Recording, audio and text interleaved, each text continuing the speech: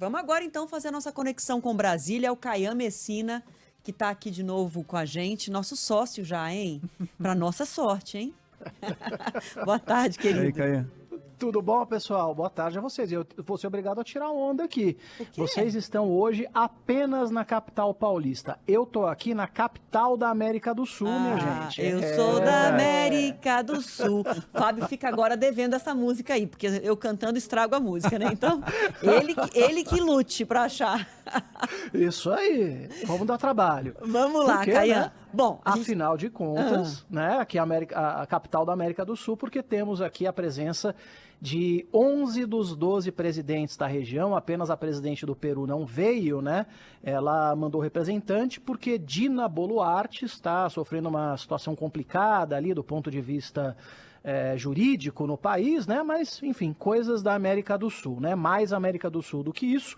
Impossível, o pessoal está aqui, o presidente Lula é o anfitrião. Ontem a gente dava uma nota baixa para o Itamaraty, né, ao dar tanto espaço na agenda do presidente Lula, enfim, apenas para Nicolás Maduro. Hoje, no entanto, o Itamaraty acertou na veia, porque esse não foi um encontro comum, minha gente. Aquele encontro que o pessoal fica lá na mesa, aí tem os encontros bilaterais, enfim, aquela chatice toda. Não, esse foi muito legal, é um encontro em forma de retiro. Que isso significa? Que apenas 2 auxiliares de cada presidente, né, vão estar ali presentes, provavelmente, né, o chanceler de cada país, né, o ministro da Fazenda, se for o caso, ou um intérprete, se for o caso, enfim. E aí o pessoal fica circulando. Então, assim, sei lá, o Lula quer falar com o Maduro, vai lá e fala. O Maduro quer falar com o Boric, vai lá e fala. Entendeu? Então é um negócio bem bacana, bem fora mesmo, né, do burocrático, né? Isso, a intenção do Itamaraty é justamente aumentar a possibilidade, né, de união da América do Sul, fechar acordos de maneira mais fácil e, por que não, de reclamar, né? Porque, afinal de contas, né, você imagina, se numa família a gente tem, às vezes, muita reclamação, você imagina praticamente numa região que é quase que um continente, né?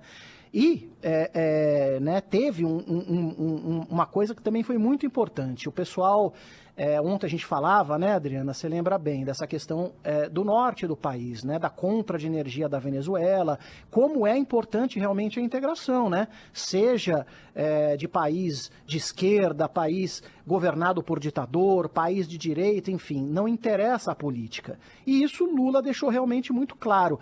Ele disse basicamente o seguinte, que na região a gente deixou que as ideologias nos dividissem e interrompessem o esforço da integração. Abandonamos canais de diálogo e mecanismos de cooperação. E com isso todos nós perdemos, né? E a gente falava, por exemplo, dessa questão energética. Toda essa pauta econômica, ela foi basicamente o destaque hoje. Então, assim, o pessoal teve tempo para conversar sobre a união física de linhas de transmissão, né? Por exemplo, a gente, para Roraima, Venezuela, para o Amapá, Suriname, né? Para uma parte do Acre tem a Colômbia, né? Uma parte da Bolívia, enfim. Então, você imagina a gente ter os países da América do Sul integrados do ponto de vista energético, como isso realmente é importante. Outra coisa importante que foi tratada, e eu estou falando apenas do dia a dia da população, cooperação no agronegócio, envolvendo principalmente fertilizante. Hoje o Brasil não é autossuficiente em fertilizante, precisa comprar da Ucrânia, agora não consegue mais com a guerra, precisa comprar da Rússia, difícil também com a guerra, precisa comprar agora da Argentina, e a Argentina está numa situação complicada do ponto de vista econômico. Então você imagina, fertilizante, pessoal trocando entre si, né, com taxas mais baixas. Importante também. Protocolo de vacinação, protocolo comum para a região. Combate ao narcotráfico, isso eu não preciso nem dizer, né? Nossa fronteira é gigantesca, mais de 8.000 quilômetros, entra droga, entra arma. Se a gente tiver um protocolo comum ali para o combate, né, mais integração das polícias, é realmente importantíssimo. E aí a gente entra num dos pontos que foi justamente a manchete aqui da Band News, essa questão da moeda comum. E aí eu vou abrir um parêntese. Não é que a gente vai comprar lá, né, o nosso jornal na banca com o Bolívar comum, né, com o Lula unido. Não é isso, né? A gente está falando de uma moeda comum apenas para troca comercial. Então, assim, hoje no Brasil, por exemplo, ou na Argentina, vamos falar da Argentina que está numa situação muito complicada, eles precisam comprar dólar para poder exportar para o Brasil. E o brasileiro, né, a gente converte o dólar, então já perde uma grana ali, né, e aí a gente vai também comprar dólar para exportar para lá. Ou seja, a gente está fortalecendo indiretamente a economia norte-americana, né, sendo que se a gente tivesse uma moeda comum, né, Bolívar real, sei lá, vamos inventar um nome qualquer, não precisaria comprar dólar, a Argentina não teria essa dificuldade de divisas, e aí a troca poderia realmente ficar de uma maneira mais fácil, né? Todas as negociações, todas as compras, exportações e importações são feitas primeiro as conversões para o dólar para depois os negócios serem fechados. Essa operação de conversão para o dólar deixaria de acontecer se houvesse essa moeda comum. Agora, na prática, é que é difícil essa união de fato prevalecer pela desconfiança que existe, né? O discurso do Lula, como eu disse aqui anteriormente, foi muito focado nesse apelo pela união, justamente porque ele sabe das resistências para ressuscitar a Unasul. Porque a Unasul foi criada em 2008, um período em que era ali um período de ouro para os governos de esquerda na América do Sul, presidida pelo Lula, pela Cristina Kirchner, pelo falecido Hugo Chávez. Então tem uma desconfiança de vários países de que ressuscitar, atualizar a Unasul pode ser fazer dela uma plataforma para os governos com viés de esquerda, com pensamento de esquerda. Vamos trazer aqui agora, Caian, para a gente continuar falando sobre isso, a fala do presidente do Uruguai, que se manifestou agora há pouco, inclusive com uma fala bastante crítica ao encontro do Lula exatamente com o presidente venezuelano ontem, que repercutiu com Maduro, que repercutiu tanto. Vamos ouvir. E eu, presidente, devo dizer-lhe que quedei surpreendido quando se falou de lo que sucede em Venezuela, é uma narrativa. Ya saben lo que nosotros pensamos con respecto a Venezuela y al gobierno de Venezuela. Então, o Luiz Alberto Lacalle Pou criticou o posicionamento do presidente Lula de que falar que o que acontece na Venezuela, as críticas de que a Venezuela representa hoje uma ditadura e todos os problemas de direitos humanos dentro do país são uma narrativa. Na verdade, ele disse que ficou surpreso com essa palavra utilizada pelo governo brasileiro e disse que o governo brasileiro ele usou uma expressão que é tapar o sol com a mão. Lá em Minas a gente fala tapar o sol com a peneira. Uhum. Ele falou o governo brasileiro está querendo tapar o sol com a mão. Então ele está fazendo referência ao fato do governo brasileiro não enxergar ou não querer enxergar tudo que acontece dentro da Venezuela, com a fome, com as eleições que há suspeita forte de que as eleições não foram transparentes e isentas, com a fuga de venezuelanos, inclusive aqui para o Brasil, que nós recebemos quantos venezuelanos em condição muito precária. Então, assim, há uma resistência que a Unasul se torne forte por conta dessa suspeita de que haverá um viés à esquerda. E aí o encontro do Lula com Maduro não ajuda. E o Fábio separou também um outro trechinho agora do Fernandes, presidente argentino. Vamos ouvir. Aprendamos de nuestros errores. No nos sirvió de nada estar tan divididos. Y el mundo nos encontró divididos en su peor momento y mostrando su peor cara, la pandemia.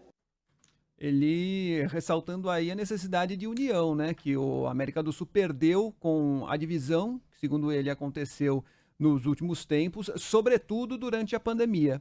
E isso veio logo depois da falha do discurso do Lacalle Pou, né? E aí, no caso, Alberto Fernandes reforçando o apelo do Lula pela união. A gente trouxe essas participações, esses pronunciamentos, porque eles aconteceram agora há pouco e para a gente falar dessa dificuldade, Caian, diante do potencial econômico da região, é claro que a união ela seria vantajosa, mas o problema é político, né? O problema é conseguir vencer essas barreiras da desconfiança na arena política. Nossa, demais. E você falava realmente do tamanho, né, da importância da América do Sul, Adriana. Eu fiz uma conta rápida aqui de padeiro. são 3 trilhões e meio de dólares o PIB comum apenas da América do Sul, não vou contar Caribe, né? Então, você imagina, isso é muito forte. Se houvesse realmente uma união de verdade, os países aqui da região poderiam sentar ali na mesa para conversar com a China, por exemplo, com os Estados Unidos, com a União Europeia, de outra maneira, né? Ficaria com muito mais força, até para negociar de maneira conjunta, né? Mas é isso, a dificuldade realmente, há muita desconfiança, porque a Unasul foi criada justamente, um dos criadores foi o presidente Lula, né? Ele esteve agora na Argentina, no Uruguai, no início do ano, na primeira viagem dele internacional, né? Justamente com essa bandeira de retomar a Unasul. Houve uma reunião da Unasul, o Brasil em 2019 saiu da Unasul, voltou apenas agora, né? Então, a Unasul, na avaliação do presidente Lula, seria o embrião desta União da América do Sul, que poderia justamente ter um impacto econômico para todos os países da região. Agora, hoje, a gente tem na América do Sul uma predominância maior de governos de direita, de esquerda ou de centro-esquerda. Lacalle Pou, esse que a gente ouviu agora há pouco, questionando justamente a presença de Nicolás Maduro, que, aliás, ontem a gente falava aqui, eu, você e o Fábio, que tinha sido dado um protagonismo muito grande para Nicolás Maduro. E ele questionou justamente isso. Quer dizer, como assim é narrativa dizer que há uma ditadura na Venezuela? Como assim? Não é narrativa. Isso é fato, né? A ONU já falou isso, os países da região falam isso, e Lacalle Pou é um dos poucos que sobraram que é de centro-direita, né? Então, essa fala realmente ela é muito importante para a gente ver as dificuldades que há na região para a união de verdade. E eu vou além, se a gente não consegue nem fazer um Mercosul funcionar de maneira correta, você imagina uma Unasul, que une um Suriname, que não tem nada a ver com o Chile, né, que une uma Guiana, que não tem nada a ver com o Uruguai. Então, assim, é importantíssimo haver uma união, até para que a gente tenha benefícios para a nossa população. A dúvida é se isso realmente vai sair do papel, e há um pedido do presidente Lula para que em até 120 dias os governos então voltem com uma maneira aí, um caminho, né, um mapa para que possa haver realmente uma união maior dos países aqui da região. Então agora o nosso DJ vai oferecer a música aos líderes da América do Sul. Quem sabe uma boa música mineira não embala esse negócio aí, eles não chegam num acordo econômico. Tem 450 milhões de sul-americanos. Tem que servir um pão de queijo. Opa. Tem que servir um pão de queijo. Se servir, facilita. Valeu, Caian. Um beijo, pessoal. Até mais. Beijo. América do Sul.